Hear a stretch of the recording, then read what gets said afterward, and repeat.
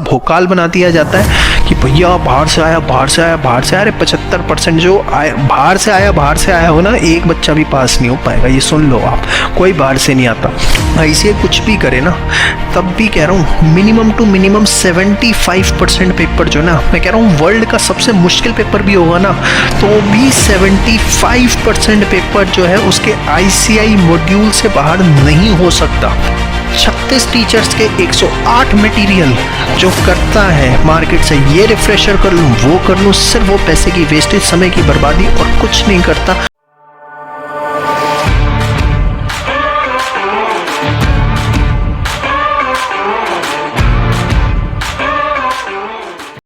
ये फेल तो सुना था, हाफ फेल क्या है सर?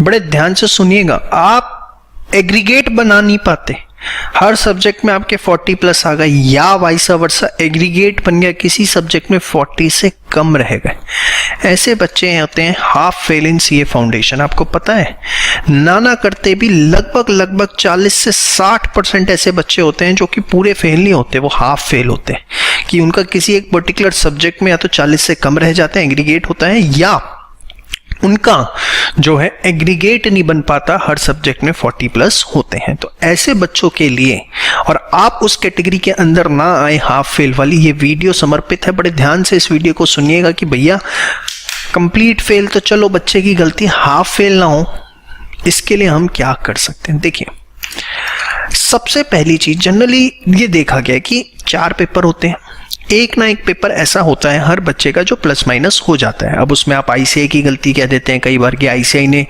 मुश्किल पेपर बनाया, कई बार आपकी खुद की तैयारी भी नहीं होती है, उस चीज पे हम नहीं जाते। ICI पेपर मुश्किल बनाए या आपकी तैयारी नहीं होती, दोनों का एक कॉमन फंडामेंटल रीजन है। कॉमन फंडामेंटल पॉइंट क्या है? फंडामेंटल पॉइंट ये है कि आपने उस सब्जेक्ट के अंदर कंसिस्टेंसी नहीं रखी। हो सकता है इट में भी मैथ्स, स्टैट्स, LR, जिससे आपको बहुत ज्यादा डर लगता हो, आप उस सब्जेक्ट को अवॉइड करते हो तो आप उस पर कम से कम ध्यान देते हो सकता है आप दिन में उसे आधी घंटे ही देते हो, जिसकी वजह से आप उसमें हैंडल नहीं कर पाए। और ये किसी और सब्जेक्ट के साथ भी हो सकता है, might be with accounts, might be generally law के साथ होता है ये कि राइटिंग प्रैक्टिस नहीं करी या उसको याद करना है तो उसको अवॉइड करते चले गए। तो देखिए, आप याद रखिए कि कम से कम मिनिमम आपको 6 से 8 घंटे की सेल्फ स्टडी एवरी सब्जेक्ट की करनी है। नहीं तो होगा क्या, दिमाग के अंदर किसी सब्जेक्ट को लेके स्पेशल प्रेफरेंस बन जाएगी।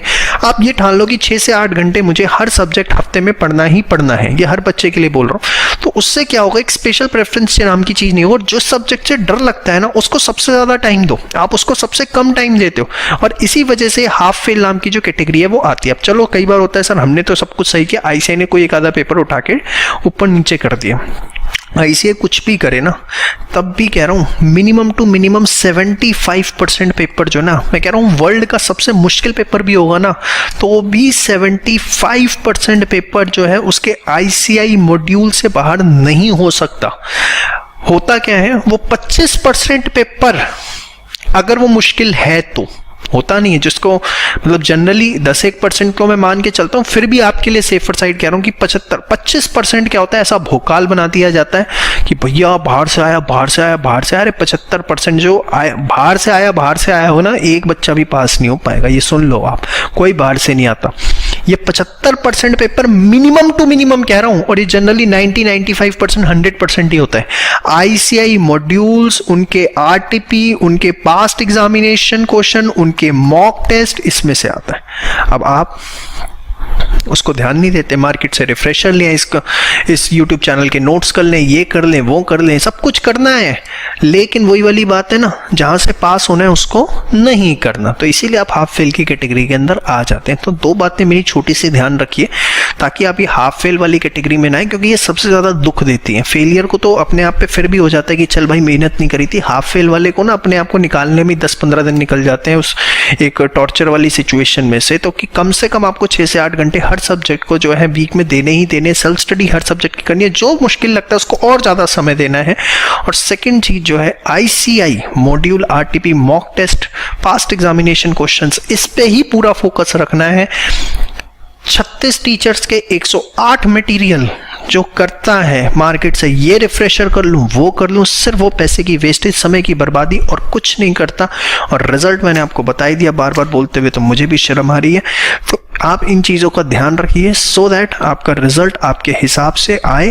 और अंत में जाते जाते वेकअप एट 4 का जो नारा है उसको ज़रूर फॉलो करिए। सुबह 4 बजे उठिए, 15 मिनट पूजा करिए, उसके बाद पढ़ने बैठिए। देखिए ये 200 कहाँ 225 की बातें करते हो, 300 350 से कम नंबर नहीं आएंगे। और भगवान ने चाहा तो हो सकता है कि टॉप भी मार जाओ, लेकिन सुबह 4 बजे उठना बिल्कुल मत छोड़िए। 4 बजे उठ के पढ़िए, it's something good for you. जय श्री श्याम।